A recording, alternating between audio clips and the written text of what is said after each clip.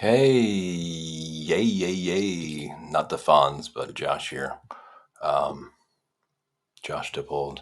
So, welcome to this retreat planning live here. So, grab yourself a tea, sit back, make yourself comfortable as you consider joining this retreat. I bring up my notes here and I don't see any kind of feedback that's going on here. If anybody's, regardless, yeah, something's going on with Insight Timer here, but seems to be working okay. All right. So we're talking about planning for retreat today for September 20th. And the times are posted in the description of this, and I can't really copy and paste them all. So if you look for the description, basically, there's going to be 3 different sessions for 6 hours total during the day. It's a mini retreat. And so this is in Central European time. So you just have to do the conversions for your time zone. 9 a.m. to 11 a.m. will be the first one. And then the second session, I'll have to go off, have a quick break at the end. And I'll go over more detail of the schedule at the end here. But the second session is from 11 to 1, and you can guess it. The third session is from 1 to 3 p.m., again, all Central European time. And this is an entirely donation-based retreat, meditation retreat that I'm going to be doing here. And it's going to be on just basic 4 postures of meditation. So we'll be sitting, standing, and walking. And so what do we need to do? What kind of planning do we need for something this basic for just 6 hours, right? Well, I guess you can wing it. And of course, I can't tell people, oh, you have to commit to the entire time. No, you work this into what you already have going on that day. You're welcome to drop in for 5 minutes if you want to. There's no way to reinforce this anyway. It's just like anything else in life. It's how much you put into it is kind of how much you're going to get out of it, right? So the first thing I think is the environment you'll be in, even though a lot of it has to do with our internal environment. So a lot of it's going to be all, how we are internally. Give me 1 second here. For whatever reason, my notes aren't moving around like I'd like them to. Okay, here we go. So what you want to do, though, is consider the space you're in, right? The physical space you're in. Of course, most of the work will be done on, oh my goodness, now my I've done moved my notes too far. This is wild. Anyway, this is going to be good enough. So what do you look for when your space? Well, a lot of you probably have a dedicated meditation space anyway, right? So it should be no big deal for the sitting part, I'd imagine, and the standing. These don't require a lot of room. So what you want to do is you want to find kind of an ideal space that you can be in for 6 hours, basically. A roundabout, of course, it's not going to be continuous unless you wanted to. And then standing, you can stand right kind of near your cushion. So that's no big deal. Now, a walking space, ideally, it's going to be 10 paces one way, and then a place to pause, and then to turn back around and go 10 paces the other way. They call these meditation lanes. And this can be done outside too, which is nice about it. You don't have to be strict but you want to be safe, obviously. So you don't want to obviously close your eyes when you're doing walking meditation. You want to keep your eyes open, relaxed, and downcast. You don't want to be walking really weird out in public either and drawing attention to yourself and having to explain things. So if you're out just walking regular and you want to do that, you would just pay attention to the sensations on your feet, pay attention to your body. Or if you're okay with it, you can pay attention to the breath as long as it's not interfering with your safety and mobility. But ideally, you would have a lane outside away from kind of, a busy traffic place. And you can just do like in a yard or something, the standard traditional walking pace. And this is where I know it's so cliche. If you guys have done retreats, it's like, don't just blow off the walking meditation. And I have too. I'm totally guilty of that in a way. a manner of speaking, that it just doesn't seem like the real thing.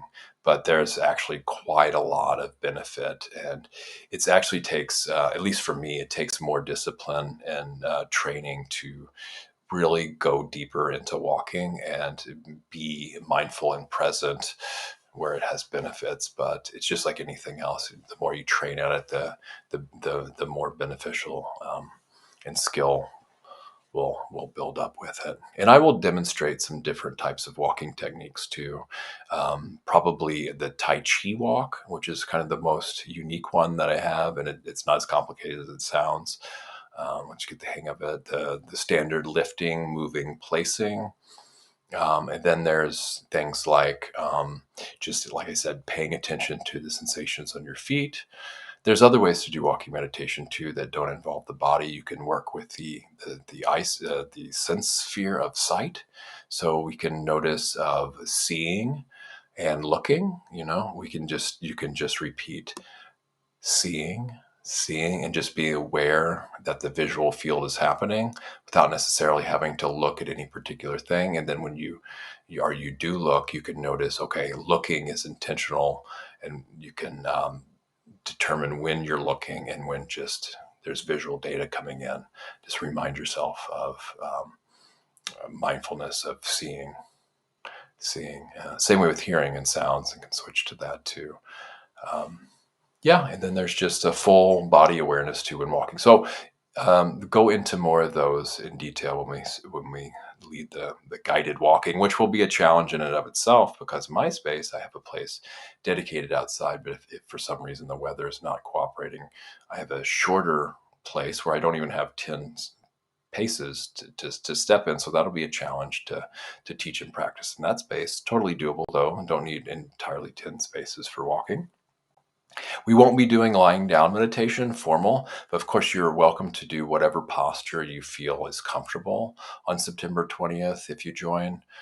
So that includes lying down, other than to just say there's two easy techniques. One is to keep your knees in the air and lay on your back, constructive rest pose, if you guys are familiar with yoga. That way, when the knees start tipping over, you kind of wake up. The point is not to go to sleep. It's not sleeping meditation, it's meditation, and sleeping is sleeping. So the other one is to lay on one side and put a pillow in the stomach. It acts as an extra aid to be aware of the body breathing, and an aid in wakefulness too, and awareness when we're working with the breath, lying down meditation. But again, that's only if you guys need it or want it. I won't be demonstrating that at the time. I don't have any plans right now anyway, too. Of course, make sure you have a decent internet connection, right? Like I didn't do last time. I was out, and whatever reason, the connection dropped off, and it's better today, so it shouldn't be a problem. Challenge for most of you. Probably, I would imagine, have stable internet. Um, the intent beforehand. If you'd like to kind of reflect on what intent you want to do around the meditation retreat on September 20th, half day mini retreat, you know, why are you doing this? What do you hope to get out of it? Maybe, or, you know, just any kind of intention. It can be anything as simple as I just want to just sit here and meditate. I don't have to have anything special to. I want wellness for myself. I want well-being for others that I love. I want well-being for all beings everywhere. It can be kind of as high-minded and noble as you can get. I don't think there's too many limitations. I would just recommend guidelines of it being of benefit and skillful, and helpful and non-harming. Other than that, yeah, you can even explore what intents you want to meditate on, what intent you want to bring to the retreat. Okay, so the food preparation with the schedule. Let me look at the schedule really briefly here. There will be a half an hour mindful transitioning, walking, and encouragement for mindfulness during this transition for food, drink, and biobreak. So you have a half an hour. So it helps to have one's food for that time. It will break up the end of the second session Central European time, it's from 12:30 to 1 p.m. So ideally, you'll have everything ready to go because there won't be a lot of time there. If you want to get the most out of this, that's the best way to do it. Have it prepared ahead of time. Um, Distractions. This is a huge thing with home retreats. I've only done maybe two, three, four extended home retreats. I've done kind of half days like this before, actually. Yeah, 4 to 6 hours once, and they're not as big a deal during that. So it's not that big a deal because I'm sure a lot of you would just want to get the most out of this, and so there's not a lot of opportunity for such a short time, I feel. But there still will be distractions. So a lot of the time, I find it helpful not to put things in the room that will distract one. You know, stay off the internet. It's a tough one. Checking this and that. A lot of times when I'm sitting, I'll think of, oh crap, I forgot to do this. I need to do this. I would benefit from doing this. I got this great idea. What if I lose it? Um, that's another thing we can work with later. But it really is. Beneficial to just take some time away for that. So if that means preparing ahead of time to get kind of the ducks in a row, or even put a like a away message on email or something like that, telling people what you're doing that day, of course, and that goes into the next thing of posting your retreat schedule for those you live with. And those who might be contacting you virtually, might be helpful to let them know ahead of time what you're going to be doing that day, when you're going to be doing things. And well, before we get into more of that, let's just say um, distractions. What else could possibly come up? If does anybody here have any um, insights on distractions? What might possibly distract you and others? I'm trying to think of some other ones.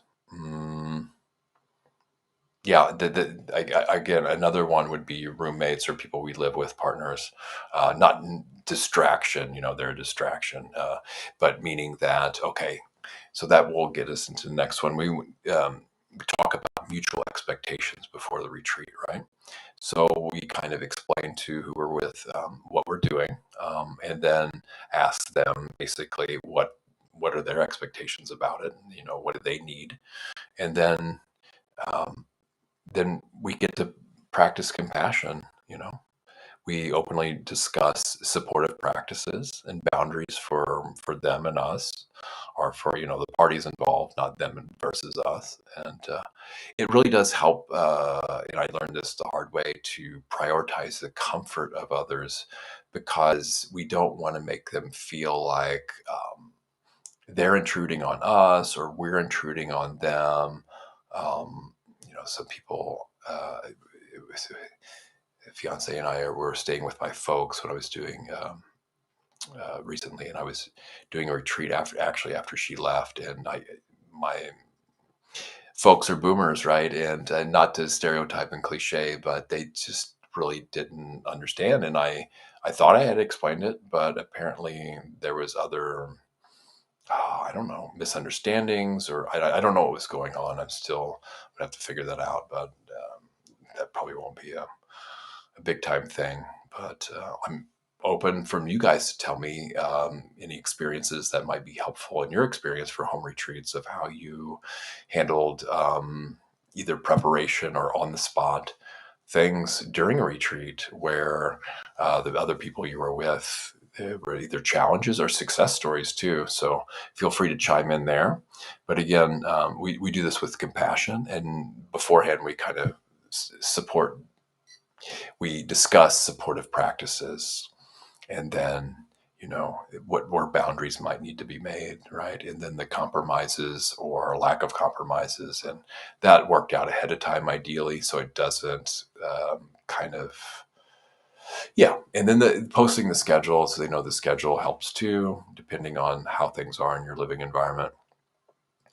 Pets, I don't have pets, but yeah, I want to take care of pet care ahead of time, pet arrangements to the best of your ability, so that won't be taking away or from either you or the pet.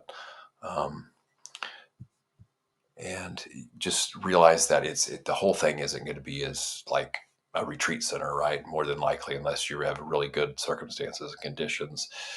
Most retreat centers, I think, that are of a lot of use, they're they're in use in retreat centers for a reason, right?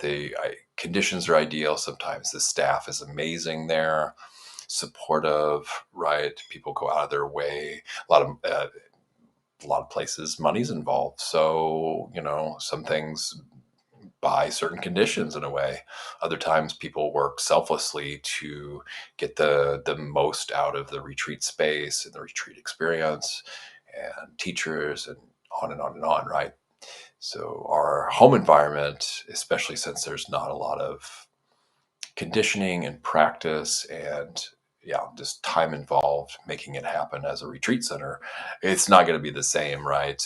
More than likely. Of course, I could be wrong about that. I think one of the other things is being relaxed. Of course, it's a meditation retreat, right? So this notion of gentleness and willing to compromise for the harmony in the home, and this is an act of generosity. So just because if something were to happen, uh, just don't look at it as okay, it's a failure of a retreat. I can't do the formal thing exactly as I'm supposed to. Then we can. It's actually even more important. It's one of the reasons we're meditating is to kind of cultivate this gentleness and openness to compromise and especially harmony. So harmony internally and externally, and not just with people and animals, even our environment too. Ideally, right? And this is a gift of generosity. So whatever happens, we can. It's all material for practice in a way. Okay, you can't. We don't know. Don't know anyone who can fully guarantee that any particular thing couldn't happen at any time, right? There's this saying, anything could happen at any time. So that's a good thing to keep in mind too. And doesn't necessarily be negative. It could be absolutely amazing, incredible experiences and benefit. Fruit and benefit, and just really being attuned and aligned, um, and and that being so okay that it's not really that big a deal. It's just okay. This is happening now. I don't need to cling to this either. Um, and it's also helpful that nothing can really get perfect or permanent either. So, and that's the other nice thing. So, if anything challenging happens, I'm listening to something right now. Let's just say a media thing, and I can't promote or anything. But what I realized about this, some of these retreat experiences, is depending on the type of retreat. But this one, obviously, if anything comes up that you just have this intuitive sense that, okay, I need to stop now. Please listen to your intuition. Just get up and stop. It's really that simple. It's not that complicated. If there's any kind of unforeseen hardship, something too weird, strange, something you sense is off, just stop immediately. Just no big deal. You're not paying for anything. You're not disappointing yourself. You're not disappointing me. You're not failing, anything like that. Just at any side of anything at all. That's what's so nice, I feel, about meditation. It's if it's in that way, there's really not much risk. You just stop. It's quite that simple. For some people, I mean that there's other psychological things where people won't stop, right, and things like that. So that's something else, and we don't really have time to address that. But if it can be just that simple, it really can be. Okay, but nothing is permanent, right? And we can't make this perfect. So I think that's really helpful to know that we can't make a home retreat perfect. I mean, we can't make anything perfect in life, as far as I know. Either that, or it's all perfect because it's all unfolding due to causes and conditions. So in that sense, it's perfectly lawful in a sense, right? It's not just happening at chance or randomly. So in that sense, it could be quote unquote perfect, meaning it's but permanent, right? Something that happens, it's not going to be locked in forever, as far as I know, right? But again, that's no excuse to keep pushing through something that's harmful. Obviously, we don't want to. The as far as I'm concerned, it should be a strong commitment to non-harming here, right? At the same time, it's okay to find our edge and push towards that, but just in being mindful that we're taking care of ourselves and that no harm is being done, or the most least amount of harm possible, especially with the choices we have. Okay, so again, when for anybody that's not done a retreat or has a steady meditation practice already, any number of thoughts and feelings and emotions can come up during retreat, and that's okay. There's no need to fight these, and there's no need to seek after them either. We just simply let them go and return to the practice. Unless it's too much, like I said, and then it's easy to end. But again, there's no need to fight or seek after any potentially challenging thoughts, feelings, and emotions. We just as soon as we're aware of them, we can say, not now. It just let them go. Or if you're doing inquiry practice and it's okay, and you feel it's helpful, you can go into them a little bit. It's usually not recommended to just kind of start thinking and reflecting and contemplating, because that can be done separately. We really want to use this time, if we can, for our meditation practice. So can note them and say, I see you, I acknowledge you, and now's not the time. We can come back later and go back to them later after the retreat and explore them. And if you need a partner or someone to talk to about them, debrief. There'll be a little bit of that at the end, but this is why spiritual friends and teachers and guides are so helpful for working with challenging, if there's any kind of challenging experiences, and especially integration into daily life. But again, this is just a 6-hour retreat. Okay, so I think we're going to go over the schedule a little bit, since it's already 21 after the hour. And is there any questions so far? Does anybody have any questions, thoughts, recommendations, anything like that? Please chime in.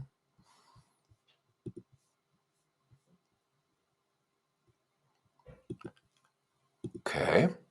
Now, the first session, excuse me, it's scheduled for 9 a.m. to 11 a.m. Central European on the 20th again of September. So I'm going to do a welcome from the first half hour, introduction and preparation. So probably go over kind of a little bit of what we did here. I don't want to go into too much. Of course, a lot of people show up a little bit later, and that is what it is.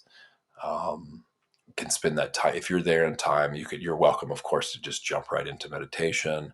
Can kind of ease into it and spend extra time relaxing.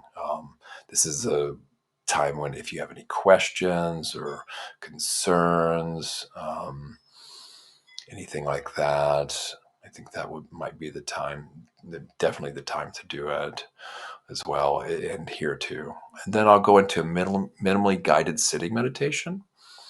And I think I'm just going to leave that to kind of the spur of the moment and whatever feels helpful, beneficial, skillful in the moment, depending on kind of who's there.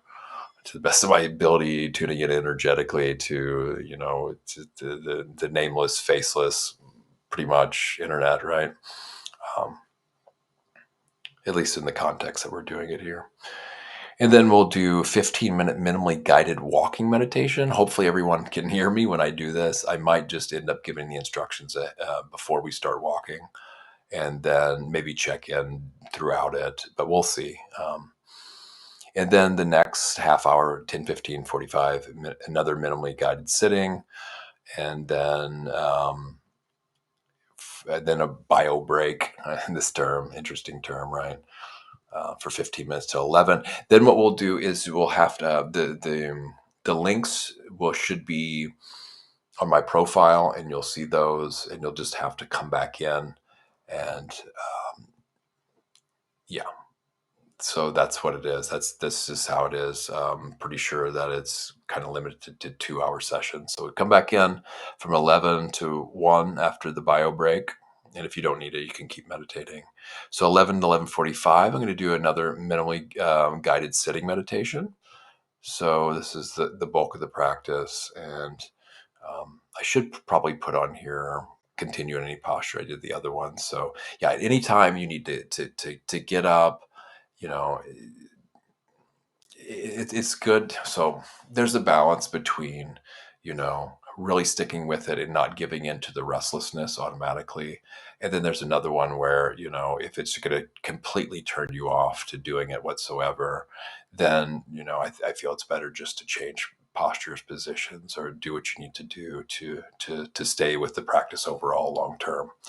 And of course, since I'm not there watching, I can't really do much about that. So leave it up to you guys and just give encouragements to trust yourself and know what your body needs and what you need to be well. Okay, so 11:45 to noon, there'll be a minimally guided standing meditation. That will be fairly easy to do. Standing is an amazing practice, amazing way to bring more energy into the system too, balance and stability. Then from noon to 12:30, another silent sitting. Or this is where I start saying you can continue any posture. If you feel standing meditation is good for you, then you can continue standing. If you want to do more walking, you can just go to walking instead of sitting. So there's no regrets or shame or anything like that. And it's kind of what's needed. And then from 12:30 to 1, again, like I said earlier, we'll do mindful transitioning, and I'll encourage this. And while we're walking around, to get our food and drink and biobreak, half an hour. So really be encouraged during this time to be mindful. Especially one of the ways to do it, I was taught, is be mindful of the hands and feet when we're moving, and then mindful of the breath when still. But basically, you will kind of want to know what the body is, being aware, observing what the body is doing, why the body's doing it, without turning into some kind of weird robot, right? We can still be natural and just constantly bringing the intention and the instructions and the encouragement. Okay, being aware of what's happening in the moment as the body moves through space, as the arms extend, as the arms contract, as we lift a spoon or fork to the mouth, as we get food out of the refrigerator or where it's at, as we eat mindfully. And there's a whole guided mindfulness eating practice I won't go into now. And then as we get up, and then as we move towards the sink and clear or throw things away, and then as we go to the bathroom, while we're going to the bathroom, right, to be mindful and aware while we're doing that. And it's a practice. It's not like something we have to beat ourselves up. Oh God, wasn't mindful the entire time. It's a training. So we just again and again just to be aware. That way we have more continuity in the practice, and it helps build mindfulness and awareness. If we can, the more we can continually be that way, it will have an opportunity here set aside to go deeper into this, and a chance to try this out for ourselves, because the conditions are there, the time is set aside to do so. Okay, session 3 will be from 1 to 3 p.m. and from 1 to 1:30, another minimally guided walking. It might be hardly anything at all at that time, so hopefully everybody will kind of be in the swing a little bit of things. And then 1:30 to 2:30, this is going to be where it's going to be the whole hour. So you can challenge yourself to sit the entire hour silently. This is kind of what we've built up to. But of course, you're welcome to do any posture. And of course, if you can only sit 5 minutes and you need to get up and stand, walk, do walking meditation, please do so. It's not like a strict military style thing where you have to do this, but the opportunity and the space is there to do so, to sit the full hour. Okay. And then after that, I know it'll be a little bit of an abrupt change. Maybe we'll kind of go really, really deep and then deeper at the end there. And then we'll have a whole half hour to kind of transition out, to decompress, to ask questions, to talk amongst each other in the chat, right?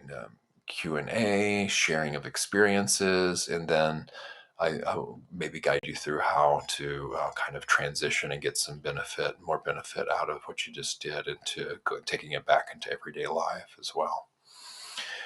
All right. Well, wow, it's been almost a half an hour, and now's the time for questions.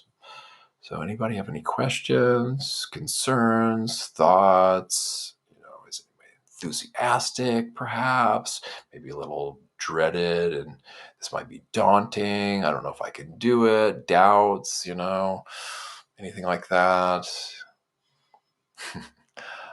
All right. Well, thank you all, guys, all for joining, and the hearts and whatnot. And may you all find your most optimal, ideal practice in and out of retreats for your long-term benefit and for the long-term benefit of others. May all beings everywhere realize awakening and be free.